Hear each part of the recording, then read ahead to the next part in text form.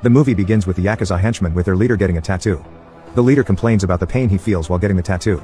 As he threatens the artist, one of his subordinates brings in a letter. Opening it reveals the black sand in the envelope. Immediately the tattoo master recoils in shock as he realizes history is about to repeat itself.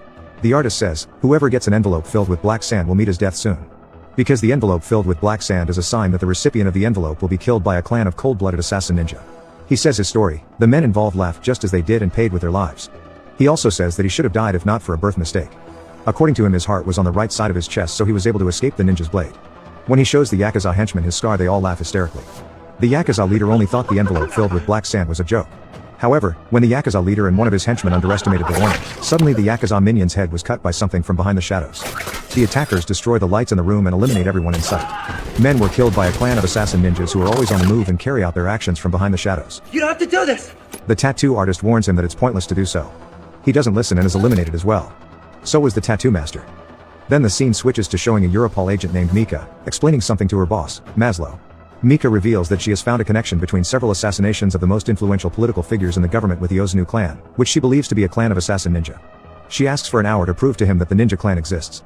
Maslow grants her his time and she explains thoroughly how long the ninja clan has been operating. Not forgetting to state that the ninja clan always requests 100 pounds of gold in exchange for a man's life. In her opinion, the Ozanu clan has always been consistent in setting prices to all clients who need their services. Because of that, Mika can conclude that the Ozanu clan is the mastermind behind the massacre at a Yakuza club in Osaka that occurred some time ago. Maslow seems to doubt the results of the investigation proposed by Mika, because the existence of the Ozanu clan is still considered a mere legend. Night in Berlin shows Rizzo, a young man with a menacing look at a laundromat putting some sort of item into a washer. Just then a young woman asks him to help her with a piece of cloth. She smiles admirably at Rizzo. Rizzo immediately sees through her disguise and asks for her clan. What clan are you from? She pretends not to understand. I don't understand. Knowing her cover is blown already, she attacks Rizzo. He defends himself and executes her in the process. The laundromat's owner wakes from his slumber after hearing the ruckus. He immediately runs to see what's wrong. Blood was seen flowing from one of the washing machines, and when he approached the washing machine, a woman's body was seen inside. The next day, when Maslow was having lunch with Mika, Maslow revealed to his subordinates that he had investigated Mika's theory, and managed to get important information about an ancient secret organization called the Nine Clans. Maslow said that a KGB agent, named Alexei Sabatin, was trying to uncover the Nine Clans organization, that was involved in a series of murders of the most influential people around the world since decades ago. But everyone thinks that Sabatin is just making it up, and has a mental disorder. Maslow compliments Mika and she smiles. Meanwhile, Rizzo walks into his apartment and inspects all his weapons. He's a ninja and has a complete ninja arsenal hidden all over his apartment. He stares into space and flashes back to his childhood days. In the flashback, an old master is seen talking to a group of children, as he tells the children how honorable it is to be a member of the Ozanu clan. He introduces young Rizzo to the group and tells them to treat him like family. As a child, Rizzo and other students had to undergo very heavy physical and mental training, because Lord Ozanu was preparing them all to become cold-blooded and merciless assassin ninjas. Then we see a lecture their sensei gave them about hunger and thirst. He also told them how the blood in their veins was their body's weaknesses. Their clan master performed the feat of cutting his hand and healing it almost instantaneously. He then tells the young group of children to eat that night to fight again the next morning. Then young Rizzo is seen walking carefully with wounds under his legs. He walks so as not to upset the balance under the floor. He makes the mistake of upsetting the pin. His master punishes him by flogging his legs. Young Rizzo continues the walk to the finish. At night, young Rizzo is seen whining in pain as his legs are hurt badly. Just then a girl from the same group he's in helps him treat the wounds under his legs. Her name is Kiriko. The flashback ends with older Rizzo hardly training with all kinds of weapons. It seems like he's preparing for something bad. Meanwhile, Mika pays Mrs. Sabatin a visit about a report her husband wrote a while back. Mrs. Sabatin explains how her husband's report caused him to be more paranoid about his security. She says after the report gained some attention, he started installing lights and sensors and cameras all over the house. She says he doesn't want any shadows around the house. She also explains that her husband was a soldier and that he wasn't one to be shaken easily. She recalled that a man came to their house and spoke with her husband. When asked about how her husband died, she said the lights went out and the deed happened. Mrs. Sabatin showed Mika some files her husband left behind. Mika accepts them and takes them to her home. At home, Mika checks Sabatin's investigation files. She finds evidence of the existence of the assassin ninja clan. She plays a tape she found in the files. In the tape, Rizzo was seen fighting against Ninja. Then she sees his face while Rizzo was staring at the camera lens. Meanwhile, Rizzo is seen training immensely with his weapons. At the end of his training, he flashes back to when as a teenager. He was fighting another colleague. His colleague, whose name was Takeshi, by throwing flames at his eyes and striking him in the head. You think this is pain? You are mistaken. The Ozanu clan master shows Rizzo what true pain really is and walks away. Screaming at the top of his lungs, Rizzo is thrown into what seems like isolation. The next morning shows the clan master meeting Rizzo already meditating in the room he locked him in. He commends Rizzo and continues the day. In the present day, Mika is visited in her office by an agent from an unmentioned agency, named Zabransky. The agent requests to ask Mika some questions. He inquires about their unusually usual lunch dates she and Agent Maslow seem to be having. The agent warns Mika of Agent Maslow's case of stress. When Mika and Maslow meet outside the office, Maslow reveals that Zabransky also came to him and asked the same thing about Mika. Mika then assumed that certain parties were watching the two of them because of their investigation related to the 9 clans, and would try to stop their investigation. Maslow also thought so because the actions of the 9 clans were related to the most influential people in the world. The assassin clans are protected by powerful people around the world and ask Mika to increase vigilance. Unknowing to them, they're being watched. They both walk away unharmed and Mika makes it home that night. She takes a look at the documents of Mrs. Sabaton and learns more of the ninja clan's true existence. The next morning shows Raizo walking in a market. He flashes back to the moment he caught his teenage crush. Kiriko was cutting the bonsai rope and said that Kiriko would get in trouble for doing so. However, Kiriko said that every living thing, including bonsai plants, has a heart and has the right to choose its own path in life. His colleague reminds him of his heart and instills some life into his already stone-cold heart. After that, young Raizo had to undergo rigorous training to improve the sharpness of his sense of hearing. Lord Ozunu ordered Raizo to wear an eye patch for a whole year, and do everything blindfolded to get used to the dark, because a ninja must be able to fight and survive in any situation. At first Raizo found it difficult, but over time, he was able to adjust and was able to fight against his opponents, just by relying on his rapidly increasing sense of hearing. Even Raizo could hear Kiriko's heartbeat which was in sync with his own, even though they were far apart. The next morning shows the lady ninja Kiriko beating another colleague. She wins the fight and the clan master asks her to cut him so he knows the meaning of failure. She refuses and gets cut instead by the clan master and is sent to their clan's penitentiary. At night Raizo is seen giving Kiriko some water secretly. He asks her why she did what she did, and there was no tangible response. The next morning shows Kiriko and Raizo sharpening their weapons. One night when it rains heavily, Kiriko tries to escape from the ninja school of the Ozunu clan. Raizo, knowing this, tries to convince Kiriko to stay, because the consequences that will be faced by students who try to escape are executions. But Kiriko remained determined to leave the Ozunu clan, then climbed the wall behind her.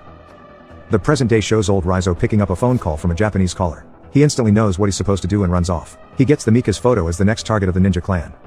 On the other hand, Maslow, who is often suspected by high-ranking world intelligence agencies, after discovering Alexei Sabaton's investigation of the 9 clans, tries to warn Mika of the dangers that may come soon. Maslow supplies Mika with a gun just in case, and asks her to find a safe hiding place. However, when Mika arrived at her apartment, there had been a power outage in the entire apartment building.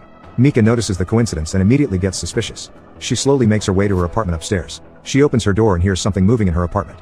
She walks to a room in her apartment and sees a familiar letter containing black sand. She's assaulted by ninjas in the dark. Thankfully her life was saved by another ninja who stopped them. Mika fires her gun at the silhouettes and fights immensely in the shadows. She then comes to the realization that she's helpless and she watches them fight it out. One of the ninja tries to save Mika, and after he manages to knock out the ninja who was intent on killing Mika, the ninja warns that there will be more to come. More will come. What? They won't stop until you're dead. After that, the rescue ninja showed his true figure from behind the shadows, and it turned out that the ninja was Raizo. Do you know me? Mika, who recognized Raizo from the tape, was shocked that Raizo saved her life. After that, they left before the other assassin ninjas came and killed them. Takeshi is seen leading the ninja group meant to finish Mika off. Run, little brother. Run. Takeshi says before a flashback which reveals young Kiriko, who was running away, was chased and captured by Takeshi. In the flashback Kiriko was tied to a pole. Lord Ozunu ordered Takeshi to execute Kiriko in front of all his students, so that no more students dared to follow in Kiriko's footsteps. Takeshi, who knew that Raizo and Kiriko were close friends, then stabbed Kiriko in the heart while carving a sly grin at Raizo. The present day shows Mika and Raizo in her car escaping their ninja pursuers. The duo introduces themselves and Mika asks him why he's after his own clan. This question makes Raizo remember an assassination he carried out with his Ozunu clan master by his side. According to the clan master, the man was wearing a gold watch. He told Raizo to bring the watch to him, of which he proceeds. It's gonna take more than anything needle to fuck me up, boy! After a long and tiring fight with the heavy man, he wins the fight and removes the gold watch from his hands. The next scene shows wounded Raizo holding a golden watch on top of a building. He extends the gold watch to his clan master, who later tells him to keep the watch. Just then another girl who tried to escape the clan was brought to his face. She reminds him Kiriko. The Ozunu clan master orders Raizo to eliminate her to become a true Ozunu. Unable to bring himself to eliminate girl, Raizo cuts his clan master with his kusarigama. Enraged, the clan master orders the assassins present to end Raizo's life. Raizo almost ended up losing his life as he fell down the tall building. Luckily a swimming pool saves his life. Back in the present, Mika and Raizo decide to hide in a motel for a while. Raizo then asks Mika to clean herself without using soap and change clothes. After that, he spreads cigarette smoke on Mika's body to hide her scent, because ninja assassins have a sharp sense of smell like a wolf. Assassin ninjas could find their targets just by smelling their scent. Mika, who thinks that Raizo wants to take revenge on the Ozunu clan, then contacts Maslow so they can meet. Mika and Raizo meet with Maslow to discuss the situation they are facing in a remote place. Even so, Raizo sensed that something was amiss at their meeting this time, as he was suspicious of Maslow. Why have you done this? Then why? Sure enough, not long after, special forces immediately attacked Raizo with a high-voltage electric shock and paralyzed him instantly. Raizo is then taken by Maslow and Europol special forces to a hidden location for interrogation. Sure doesn't look like a killing machine to me, sir. Looks like he belongs in a boy band.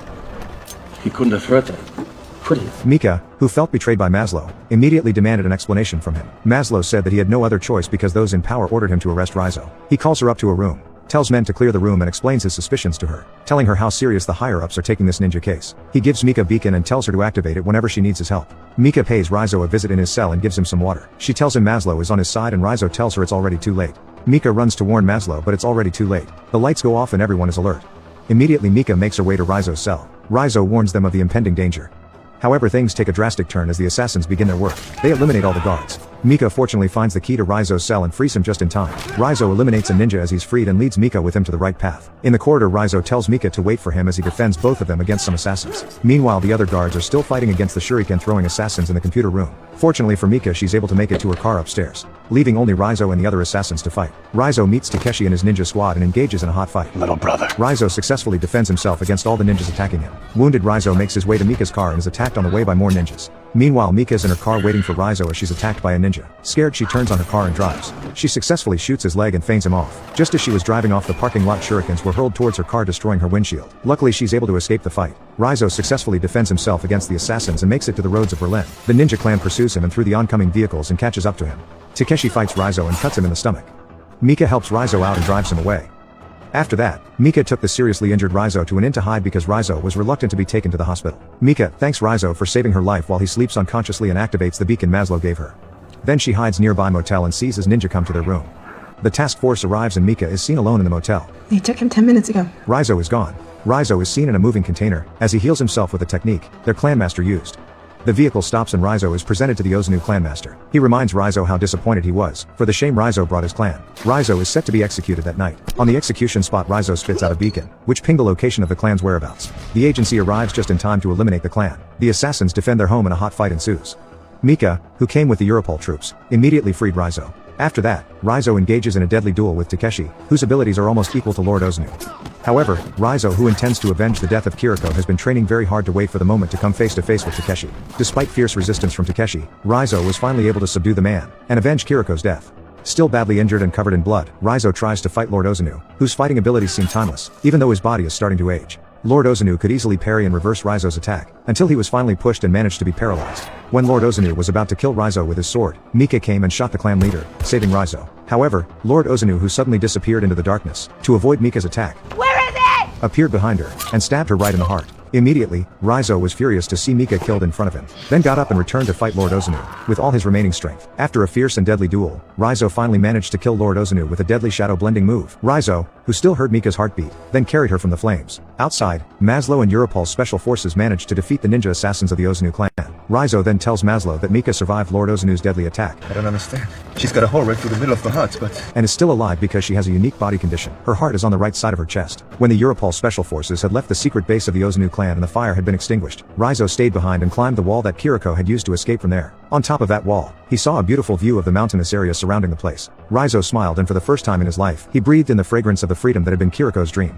If you want to see the most entertaining fighting scenes from Ninja Assassins, then click on this pictures. And don't forget to subscribe to see more interesting videos in the future. See ya.